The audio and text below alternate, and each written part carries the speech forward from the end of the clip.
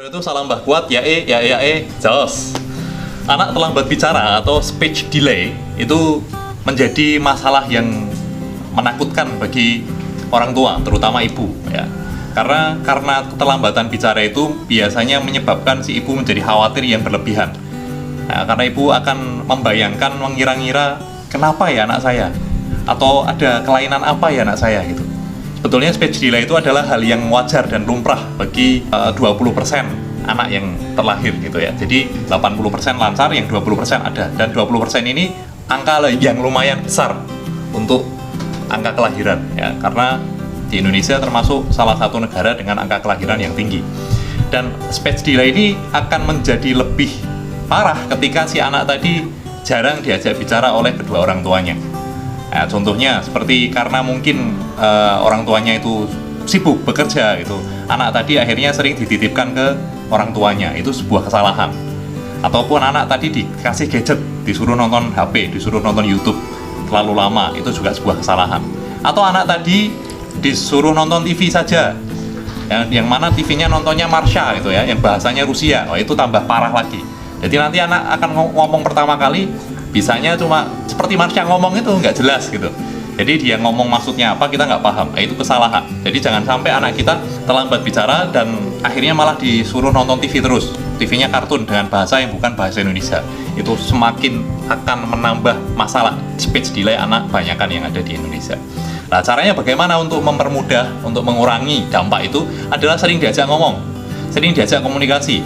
Semisal di keluarga itu ada kakak atau adik atau ada keponakan atau mungkin ada mbahnya ya, kakek neneknya, itu selalu ngajak bicara gitu ya, diguyoni gitu ya, ciluk bah, itu diajak ngobrol dan lain sebagainya.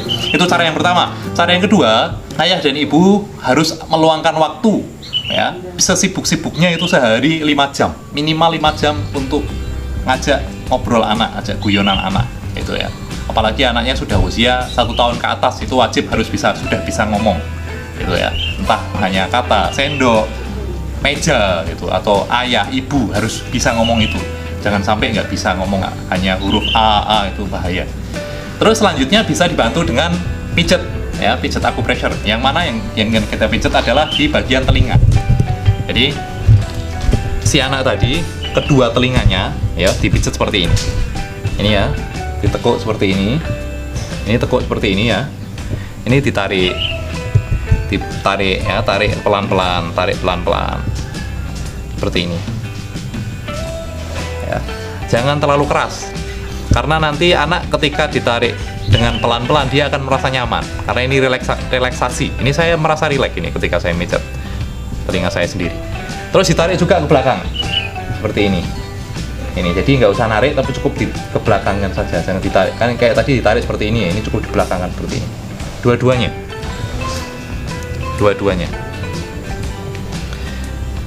ini akan merangsang lidah anak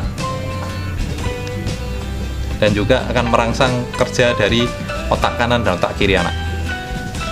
Terus selanjutnya telinga kita masuki dengan tangan seperti ini ya, seperti ini bagian bawah ini kita pencet bareng sama telinga yang di dalam ini, pencet bareng ya, dipencet seperti ini pencet bawah, tapi pelan-pelan ya, jangan dengan ritme yang keras.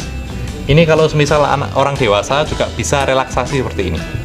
Ini juga lumayan bisa mengurangi sakit kepala, karena pijat titik acupressure yang biasa saya lakukan untuk sakit kepala itu dekat dengan telinga ya, di area sini dan area sini ya. Ini lanjut, selanjutnya bisa dengan telinga diputar-putar seperti ini, dua-duanya ya, diputar-putar diputar-putar seperti ini ya. Cukup 3 itu saja. Yang pertama ditekuk, ditarik-tarik ya, terus gerakannya dipindah ke belakang juga seperti ini, itu yang pertama ya, tarik dan pindah ke belakang, tarik ke belakang ya, seperti ini. Kedua ini masukkan, terus dipencet yang bagian bawah ini, pencet ini nah, pencet dua-duanya. Terus ketiga diputar seperti itu akan sangat membantu sekali. Itu juga bisa untuk relaksasi anak itu.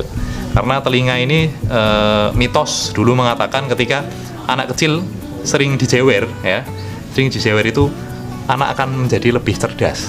Itu mitos ya, mitos yang sering saya dengar.